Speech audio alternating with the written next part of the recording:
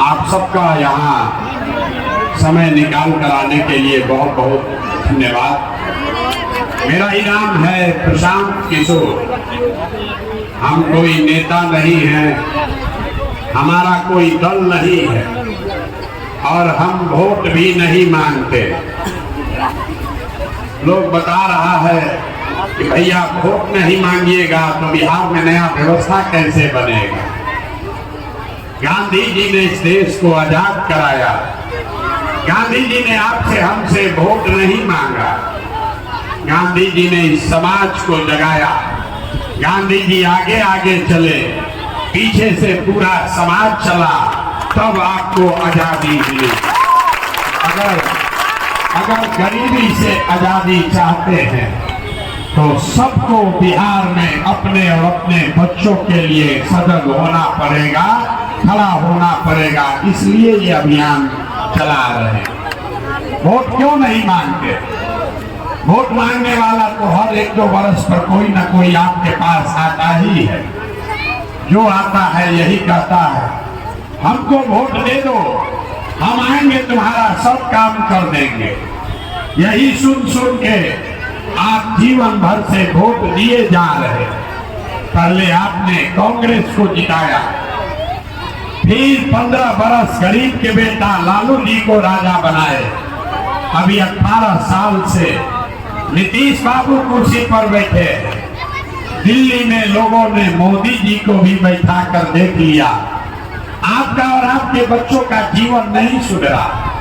अब आए हैं कोई प्रशांत किशोर। आप हमारी बात सुनिएगा, हम पर भरोसा करके हमको वोट दीजिएगा। तो इस बात की क्या गारंटी है कि जीतने के बाद हम आपके साथ धोखा नहीं करेंगे। जैसे पहले का आदमी धोखा किया, हम भी आपके साथ धोखा कर सकते। इसीलिए ये वोट मांगने का अभियान नहीं है। अभी 15-20 मिनट में आपको रास्ता बताएंगे। आपको ये बताएंगे, आपके आंख के सामने दिखाएंगे कि आपके गरीबी बदहाली का कारण क्या है और इससे निकलने का उपाय क्या है। आप बात को सुनिए, समझिए, ठीक लगे तो अपनाइए, न ठीक लगे तो जैसे जिंदगी चल रहा है वैसे चलाइए। यहाँ पर हमारे मुसलमान भाई बहुत बैठे हुए। हम 5000 गांव में पैदल चलकर यहाँ पहुंचे और रोज कैमरे पर कहते हैं कि दलितों के बाद अगर सबसे ज्यादा कहीं गरीबी बदहाली दिखी तो मुसलमान भाइयों के गांव में दिखी।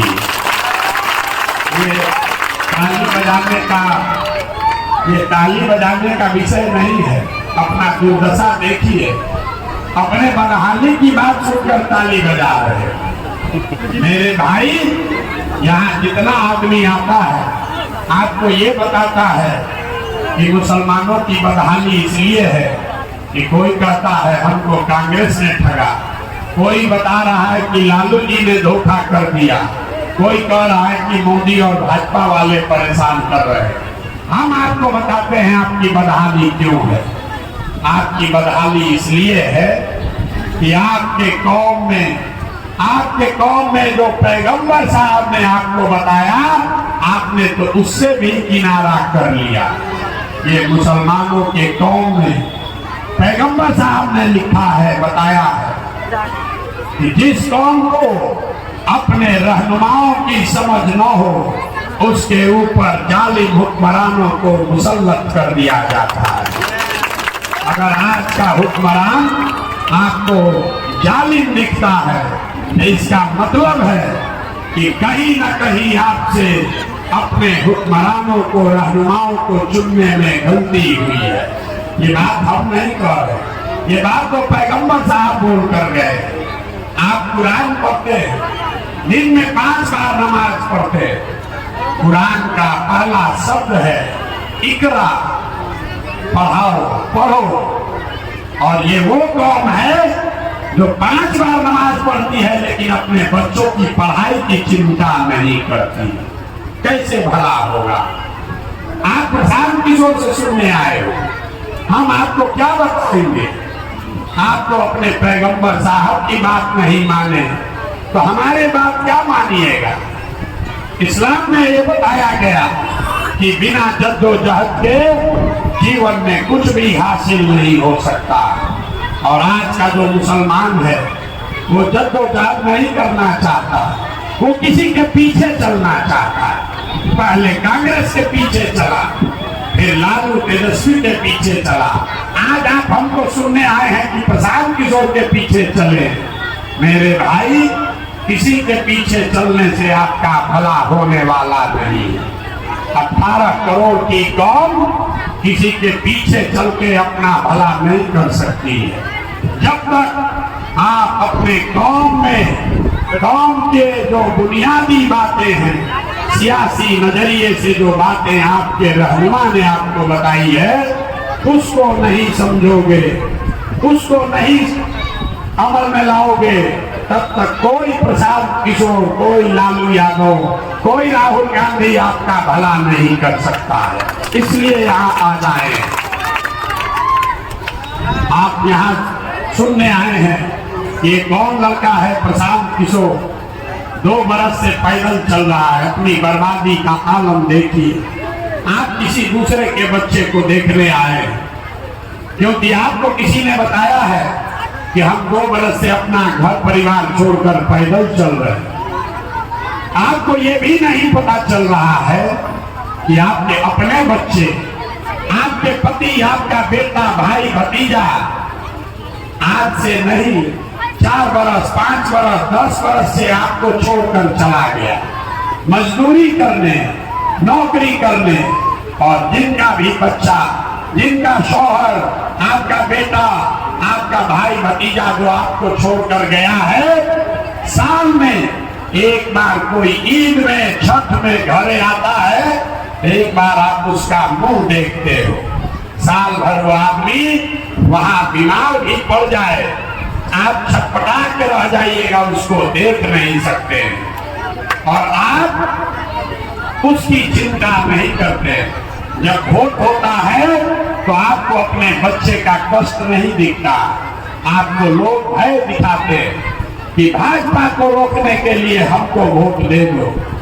आप नमाज पढ़ते, आप कहते हैं हम अल्लाह को छोड़कर किसी से नहीं डरते। और पूरे कौम के सामने मैं कह रहा हूं, आपसे ज्यादा डरने वाला कौम पूरे देश में कोई नहीं है। आप इतना डरते हैं भाजपा से कि किसी ने अगर भाजपा का नाम ले लिया तो उसके सामने आप उन लोगों को भी अपना रहनुमा बनाते हो, उनको भी वोट लेकर जिताते हो जो आपके बच्चों का हक लूट कर ले गए हैं। तो आप नहीं भोगिएगा तो कौन भोगेगा? कौन भोगेगा? आप आए हैं हमसे सीखने, हम आपको क्या सिखाएंगे? हम अभी आपको कोई बात नहीं सिखाएंगे, आपसे 3 सवाल करेंगे।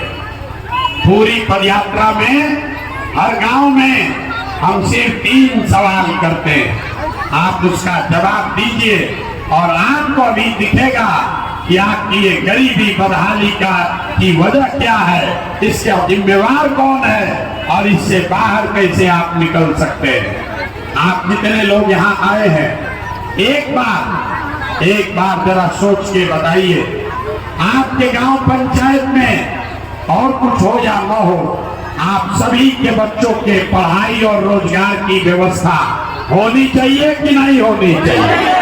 उठाइए हाथ और बताइए, होना चाहिए कि नहीं होना चाहिए? जोर से बोलिए, होना चाहिए कि नहीं होना? हमने नहीं सिखाया, आपस में बात मत कीजिए, हमने नहीं सिखाया। यहाँ बैठा हुआ हर व्यक्ति, आप चाहे हिंदू हैं या मुसलमान, अनपढ़ हैं या पढ़े लिखे, गरीब हैं या अमीर, महिला हैं या पुरुष, सबने कहा कि न भैया पढ़ने और रोजगार का व्यवस्था तो होना ही चाहिए। किसी प्रशांत किशोर की जरूरत नहीं है। आपको मालूम है अगर आपके बच्चों के रोजगार पढ़ाई का व्यवस्था हो जाए तो कोई मुखिया बने, कोई विधायक बने, आपके बच्चों का जीवन सुधर जाएगा। तब आपको दिखाते हैं आपके बदहाली का कारण। सब आदमी जरा एक बार अपने अपने उन्हीं बच्चों का चेहरा याद कर लीजिए जिनको आप पढ़ाई और रोजगार दिलाना चाहते हैं, और उन बच्चों के नाम पर एक बार ईमानदारी से बताइए, आप में से किसने जीवन में एक बार भी अपने बच्चों के पढ़ाई और रोजगार के लिए वोट दिया? देखिए अपने गांव का दुर्दशा देखिए, अभी कितना जोर से बोले हैं, अभी वहां खड़ा हो कहीं कि हमको फैक्ट्री रोजगार दिलवा दीजिए। अभी आपने कहा कि हमको रोजगार और पढ़ाई चाहिए, लेकिन जीवन में आपने अपने बच्चों के पढ़ाई रोजगार के लिए कभी वोट नहीं दिया। अब लोग कहता है कि बिहार में तो विकल्प नहीं है, सारा नेता चोर है। हम लोग तो सबको वोट लेकर देख लिए, अगर किसी ने कोई काम नहीं किया तो इसका क्या गारंटी है कि पढ़ाई रोजगार के लिए वोट देंगे तो मिलेगा? हम आपको लिख कर दे रहे, वोट जिसको देना है दे दीजिए, लालू जी को दीजिए या नीतीश को दीजिए, राहुल गांधी को दीजिए कि मोदी को दीजिए, वोट जिसको देना है दीजिए। अभी 2 मिनट में आपको दिखाएंगे वो रास्ता, अगर वैसे दीजिएगा तो और कुछ हो या नहीं, आपके बच्चों को रोजगार पढ़ाई निश्चित हो जाएगा, नहीं होगा तो मेरा गर्दन पकड़िएगा।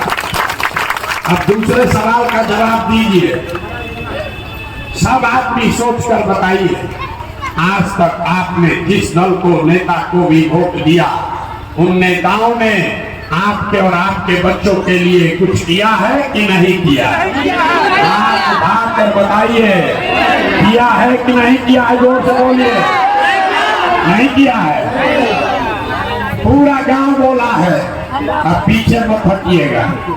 आपने कहा कि हम लोगों ने जिसको भी वोट दिया आज तक कोई हमारा काम ही नहीं किया, तो हम गिनवाना शुरू करते हैं। सही बोले तो हाँ बोलिएगा, गलत बोले तो ना बोलिएगा।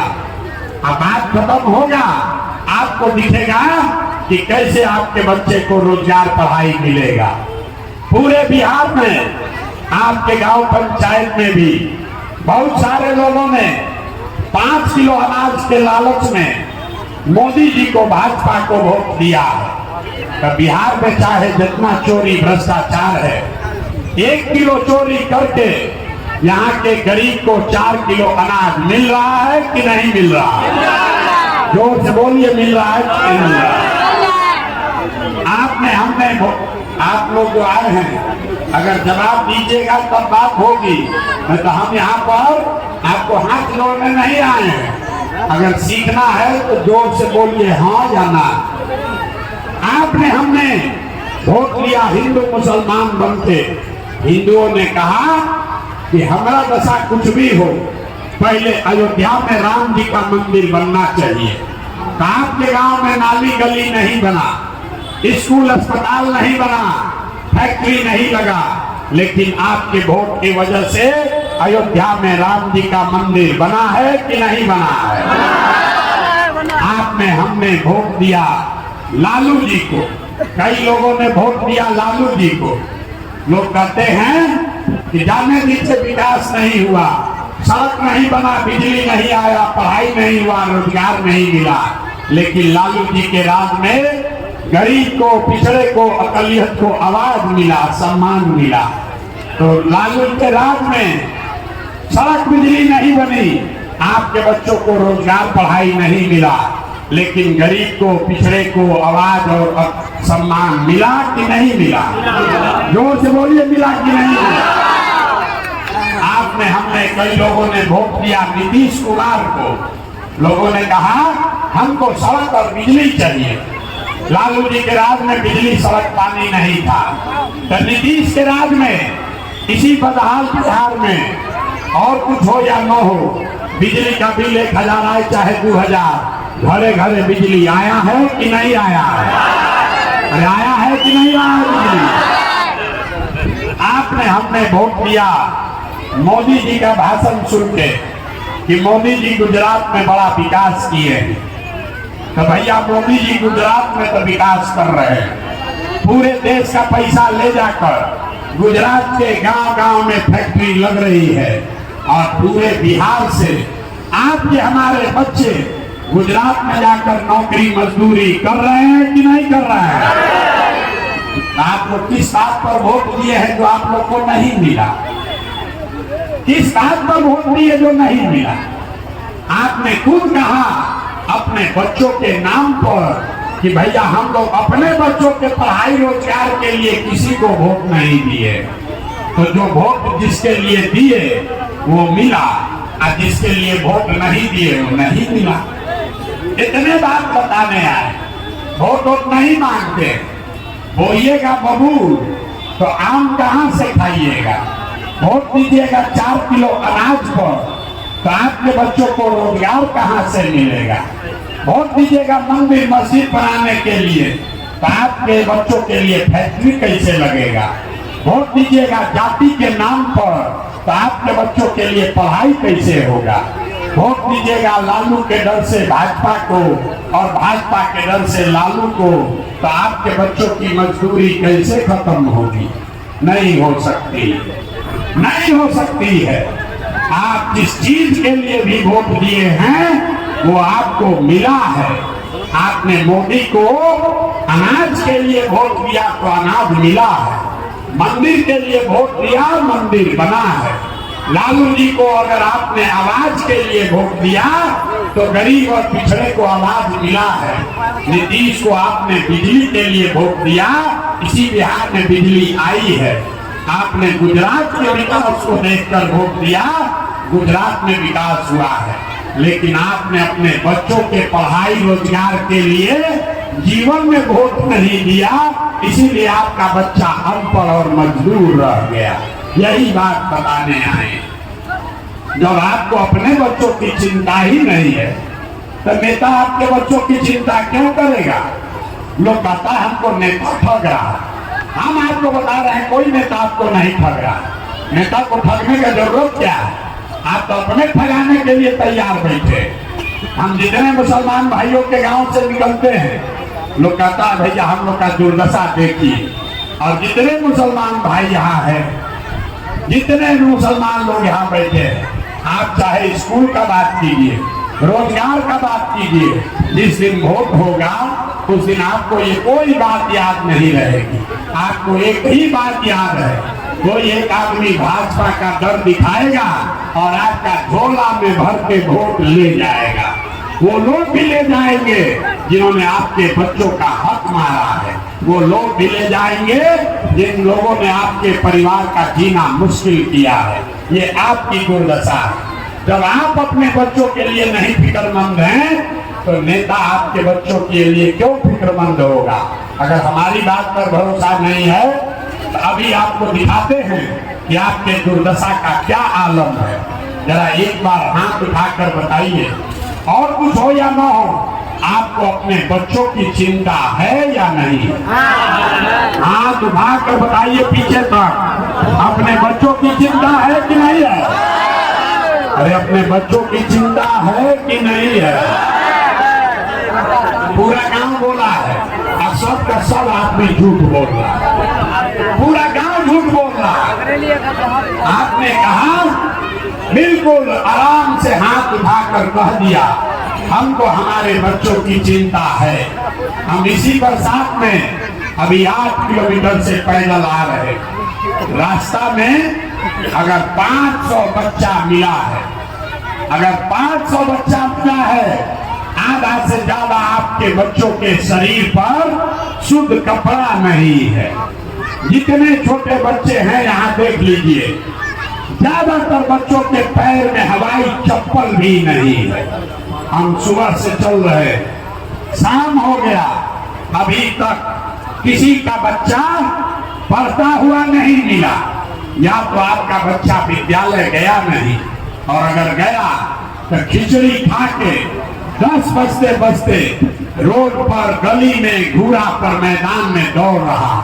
ये आपके बच्चे, ये नेताओं के बच्चे नहीं हैं, हमारे बच्चे नहीं हैं, ये आपके बच्चे। लोगों से पूछते हैं अरे भाई अपने बच्चे को कपड़ा काहे नहीं पहनाते हो, चप्पल क्यों नहीं खरीदते हो? पढ़ाते क्यों नहीं हो? लोग कहता है भैया इतना गरीब है, कहां से पढ़ाए, कहां से कपड़ा खरीदे। तो मेरे भाई, जिन नेताओं ने